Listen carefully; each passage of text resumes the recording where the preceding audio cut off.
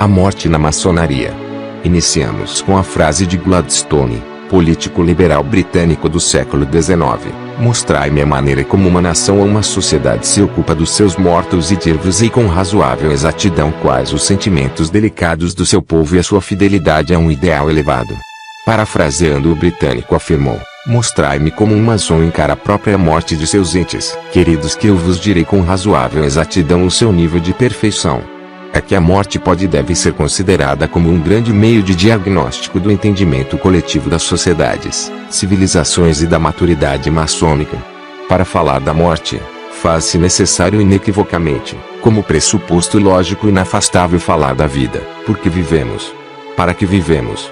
Qual o propósito da vida? Quem ou o que nos deu a vida? O que é a vida? Todavia, deixo-vos apenas as perguntas em virtude do tema. Prossigo citando Confúcio: quem não sabe o que é a vida, como poder saber o que é a morte? Desta dedução evoluímos para dizer que um dos objetivos da maçonaria nada mais é que o estudo da morte, até porque a vida é o princípio da morte. Daí pode-se deduzir que a vida só existe em função da morte. Digo mais, a vida e morte na maçonaria são situações equivalentes, são instrumentos para a perfeição e não meros caminhos ou passagens, como se costuma afirmar. Em outras palavras, nossas vidas e mortes, simbolicamente se equiparam às nossas ferramentas de trabalho, régua, esquadro, compasso, dentre outros. O objetivo da régua não é apenas controlar ou dividir somente o tempo, é sim nos preparar para a morte, ou seja, a morte é tão necessária quanto vida e não termina com vida. Em algumas hipóteses termina antes, termina quando o homem desiste de aprender, de se aperfeiçoar, de redefinir seus conceitos, suas verdades e paradigmas. Há entre nós muitos mortos. Assim, podemos dizer que feliz o maçom que quando a morte lhe vier, esta não lhe possa tirar senão somente a vida. Deste entendimento podemos afirmar que o verdadeiro suicida é aquele que perdeu tudo, menos a vida. O oposto da vida não é morte, sim a ignorância, ou seja, a morte é para todos, independentemente de seu futuro, uma ponte para a verdade, para o conhecimento. A morte usa a vida como instrumento de preparação, de aperfeiçoamento do porvir, até porque a morte não é a maior perda da vida. Começamos a morrer, na proporção que nós achamos inteligentes, conhecedores de tudo, intolerantes com os divergentes, quando não lemos mais, quando achamos que somos os donos da verdade.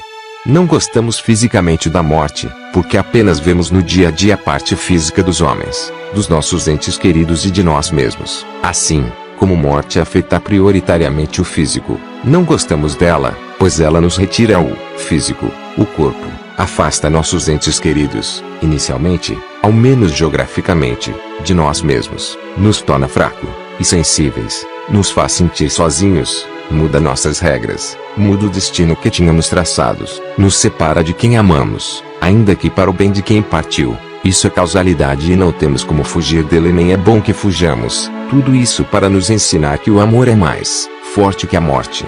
Com a visão do corpo inerte nos esquecemos da mente, energia, que é mais importante que a matéria. O físico não é tão real quanto a forma.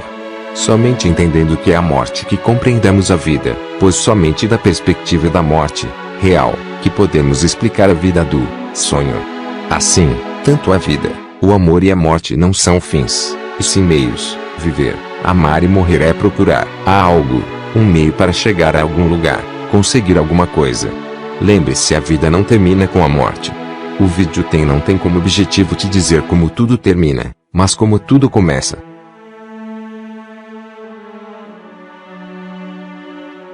Não deixe de se inscrever e ativar o sininho para as notificações do canal Filhos da Viúva.